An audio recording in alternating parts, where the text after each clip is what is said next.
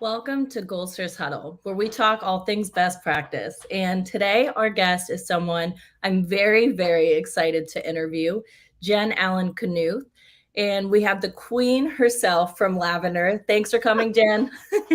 Hey, Chelsea, I'm so excited to be here with you. Yeah, I'm so excited. I've been bragging all week. I have everyone in Lavender land. We're picking sides on Jen versus Will. It better be Team Jen. Yeah, all Team Jen. Hashtag Team Jen. If you guys aren't already following her, you absolutely have to. She gives the best tips and tricks on outbound emails. And we have her here today to give us exactly that.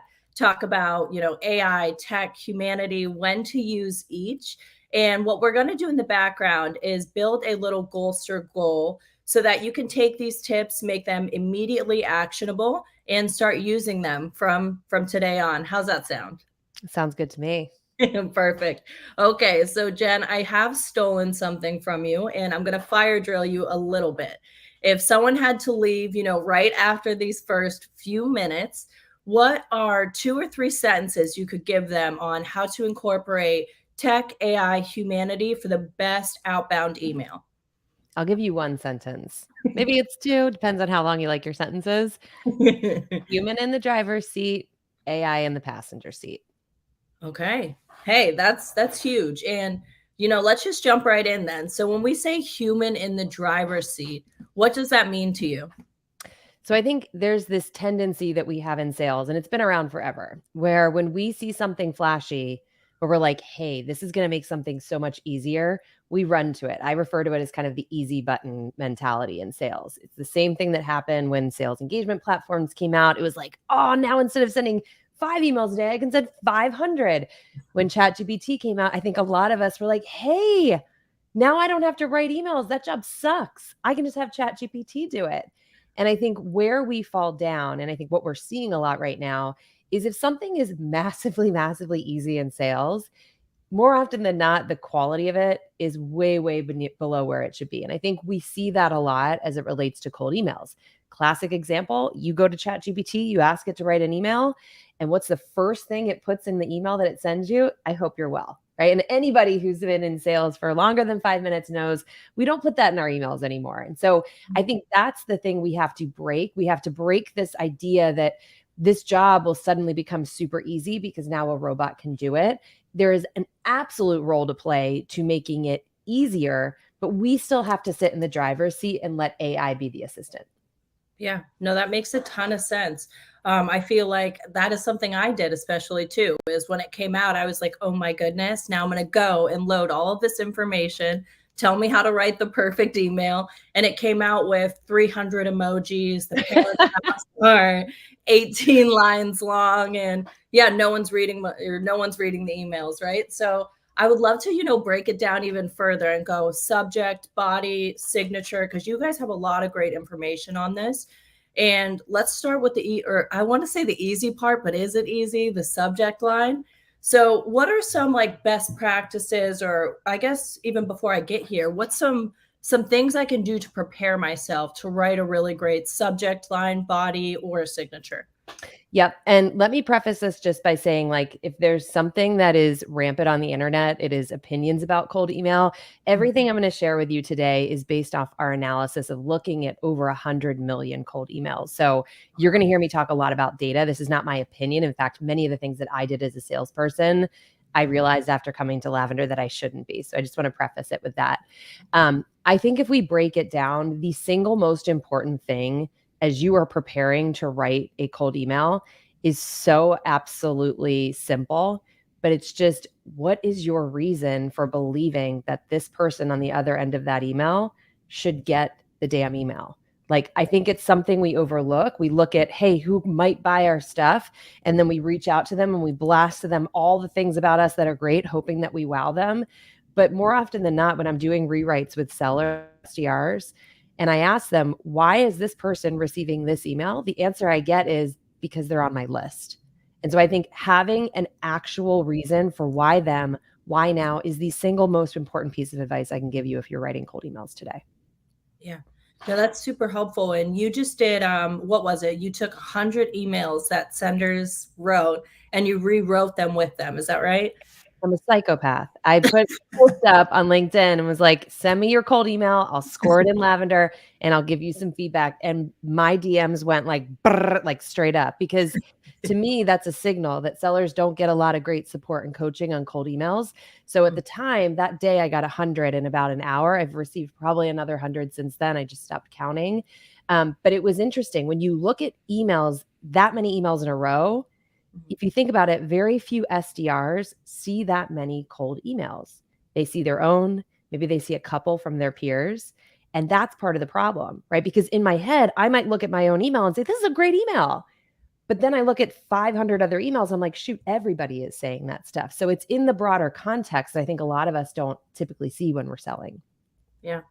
And when you're getting so many emails, right, as these buyers, we're all sending all of these emails. When we look at subject lines, what are some good rules of thumb to follow when writing a great subject line?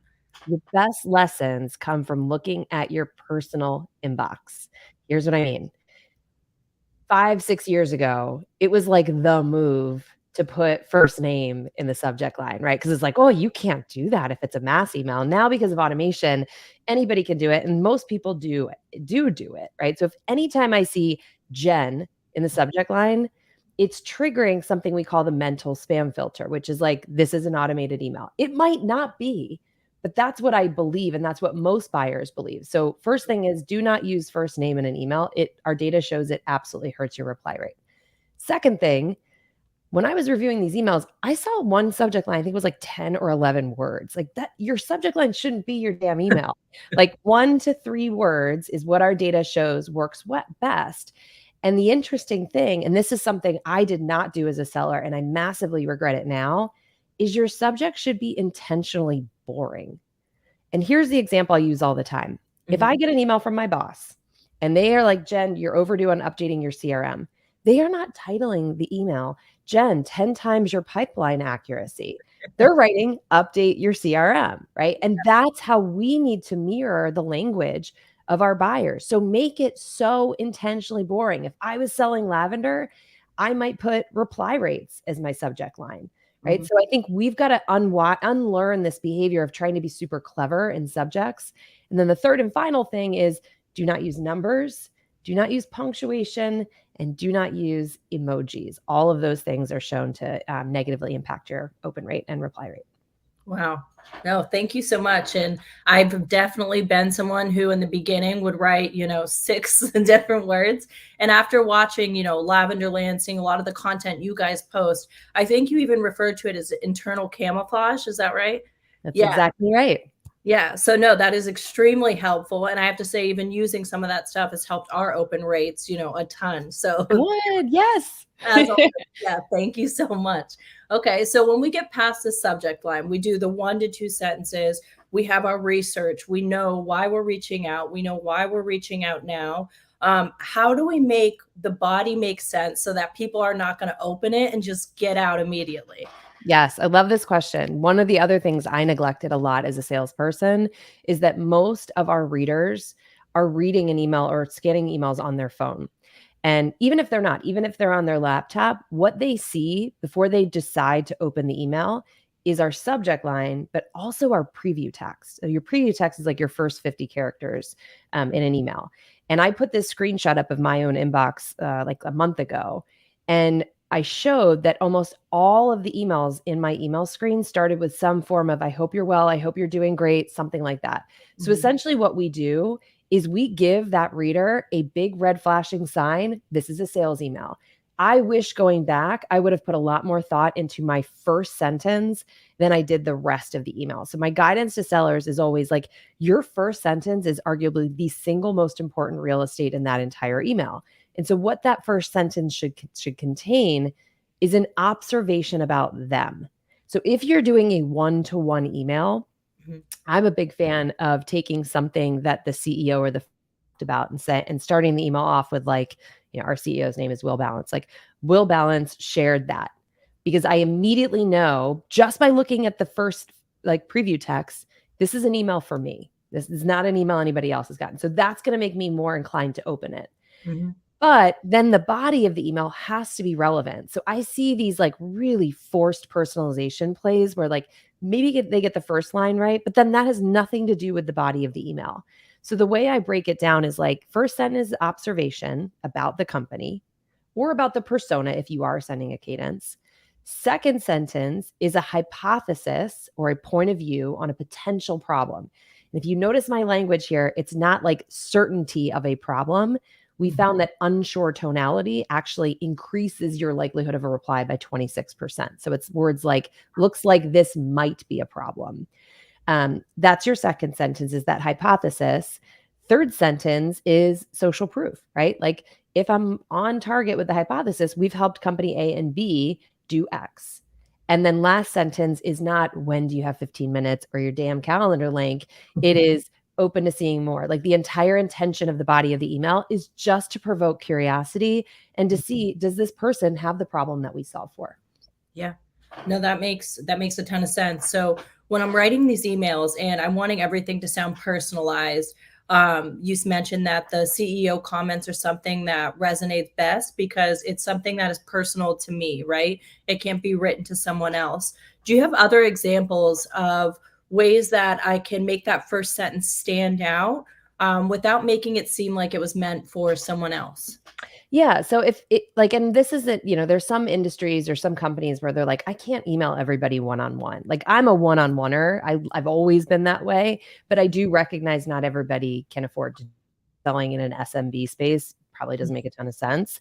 So what you want to do is you want to lead with something that is an observation about that potential persona or that business. So when I was doing those rewrites, there was a guy who did a phenomenal job on his email. His name was Sam Ramos. And what he did was he was emailing restaurants and he took something off that restaurant's menu and said like, "Hey, I'm a big fan of your chicken." Oh, of course, I'm not going to know how. It's not gyro. Euro? Is that how you say it? Euro? Yeah. Big fan of your chicken gyro, right? So like that was really clever in my mind because what does a restaurant owner care about? People saying great things about their food. But the important thing that Sam did was he tied it into the balance of the email. So like the biggest miss, and I get this a lot with people who email me, they're like, "I'm so impressed with what Lavender's doing," or "I see you went to Penn State. Anyway, this is what I sell." And so I think if you have one of those moments where you're like, I have something personalized that I think is cool, but has nothing to do with the body of the email, what we found is if you put it in a PS at the bottom of your email and you say something like, "PS, saw you were volunteering at the Evanston Animal Shelter. I've got 2 rescue dogs." What happens is when someone opens your email, they're looking typically at the first line and the last line. And so they see first line, even if you're slightly off there, the last line is an indicator that this is an email to one. This is an email to you. Yeah. And then they go back up and read the rest. So when you do that in a one-on-one email, we see a 35% increase in replies. And in our data, we only see 4% of emails with a PS. So it's still one of those beautiful little tactics that people haven't all jumped on board yet. Yeah. Holy smokes. No, thank you so much. And I do have to pause. Did you say Penn State? I did. I went to Penn State. Get out of here. Yes. I'm certain I graduated way before you, but I don't think so. No, but I'm excited. You said that, and I was like, "We are," and I'm gonna interrupt the whole broadcast. No, but awesome. So let's use that then. If I'm going to write you an email, so you see a lot with personalization, right? We take something and say, "Hey, Jen, you went to Penn State. Like, you must, need my product." So not using it necessarily like that, but maybe taking that Penn State reference and at the end writing, "Hey, P.S. We are Penn State," or something like that could be helpful. yeah, exactly. Yeah. I think some of these plays are just overdone. Like Mhm. there are certain people that will respond to emails about your alma mater, sure. But I think it's a really risky proposition to do it just because, again, when you look at emails en masse, so Mhm. many people are trying to use that. Yeah. Okay. So when we talk about personalization and relevance, what are some common mistakes that you see that we can avoid?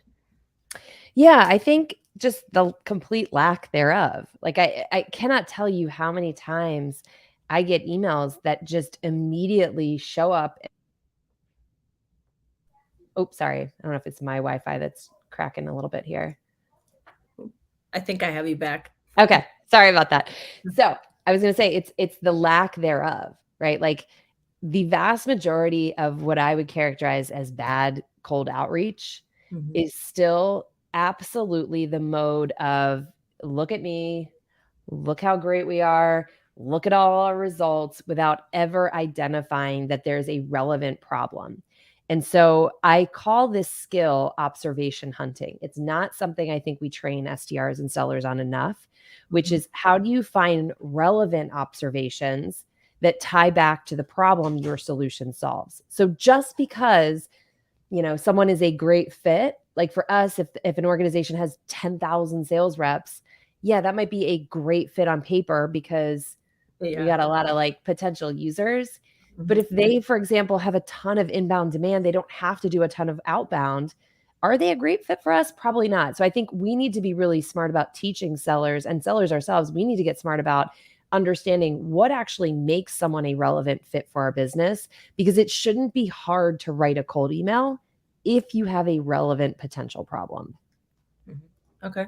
No, that makes a lot of sense. And so, when we talk about relevant problems, right? So, for instance, with lavender, we could say Mhm. anyone doing outbound emails, but with, with using, sorry, I just completely blanked with That's using, okay. yeah, with using different strategies, with using different data that you guys have gotten, can you share some maybe practices to craft compelling, like outbound hunting questions? Or would you recommend only going to the customer once you have already done that and found the problem? Yeah, I think, and this is my opinion, so I'm very careful to say like what's lavender versus me. I don't think it's our customer's job to educate us. Mhm. Like, I think that puts us in a position where we are placing the effort on them. And if we are an unknown to that person, we don't typically in our day-to-day lives just be like walk up to people on the street and be like, tell me what your problems are. But we do it in cold emails all the time. Yeah. So that's where I think if I go back to unsure tonality, we as sellers sometimes think we have to have the equation all figured out and perfect before we can reach out. That is true if you're going to come with a really assumptive tone, which by the way, you shouldn't because it hurts your reply rates. But Wow. if we come in and we say, look, I don't work within your four walls. I saw this. It made me think that maybe this is happening. Am I off base? Like that is a perfectly human way to engage with a buyer because even if you're wrong and even if it's just your best guess, you're still showing that buyer you've tried. And because of the state of outbound as it is today, there's so few people that are doing that and showing the effort that it actually is a differentiator. So don't my I guess my like long-winded way of saying is don't feel like you've got to have the perfect answer. Just Mhm. showing you've put effort into figuring it out. Like humans love to correct. I got a lot of responses when I did this as an AE and someone would be like, "You're on the right track, but this is what you missed." And then I'm immediately open to dialogue and that's the whole point, right? Yeah. Yeah, absolutely. No, that's super helpful. So whenever I'm doing this, I'm giving them an easy way to just say, this isn't the problem too, right? So then they can back out. When you do give someone that easy call to action, that's not let's schedule a meeting, let's just tell me if I'm on base. Do you find that you'll have more replies, even if they're, hey, this isn't right now? Oh my gosh. The single best thing I ever did in my own outreach as a full cycle AE was stop asking for time. And the analogy I use all the time, it's like I met my husband on Bumble, which is a dating app for anyone who doesn't know. It's like I would never reach out to him. If I had reached out to him and was like, "Hey, I'm Jen and this is all the things that makes me great and do you want to get married?" He would have been like, "You're a psychopath. Like we need to have a couple conversations before we make that call." But we're doing that all the time in cold outbound. So I think what we need to believe is customers know what we're up to. Like they don't need the call to action to say, "Do you have time?" I would intentionally remove that and buyers would write back and say like, "This is interesting. I've copied so and so to set up time." Like we have to realize that we're writing to human beings. They don't need like step-by-step instructions. They'll schedule time with us if they're interested in what we're talking about. Yeah. Okay. No, that makes a ton of sense. And do you have any other, I guess, tips or tricks that we can take besides what we've already stolen from you, Mhm. of course? So we want to have a relevant observation for why we're reaching out. We want to have an unsure tone. We don't want to make too many assumptions because it'll drive down reply rates. We like the PS. That's something that we can add a little bit more personalization and relevance. Are there any other tips, tricks, or how tos that might help? Yes, two others that are big, big, big in terms of improving your reply rate. So one is mobile optimization. Yet another thing I never thought about when I was an AE. Mobile optimization simply means, what does this email look like on a cell phone? We as salespeople almost always write our emails on a laptop. So what looks short on a laptop, condense that baby down to a phone, and all of a sudden you got a really long looking email. And when a buyer opens up an email that they are not expecting, because we are an uninvited guest in their inbox, and they see that it's long, they are like, where's my delete key? This is work, right? So in Lavender, we have a mobile preview where you can write your cold email. It'll show you what it looks like on a watch, on a phone. Even if you don't use Lavender, you got to take a look at that. Take your favorite email, send it to yourself on your phone, open it up, and be like, wow, I just blasted this person with a big chunk of text. So that's mobile optimization. Mobile optimized emails get 83% more reply rates. Your best friend there is the enter button. Enter, enter, enter.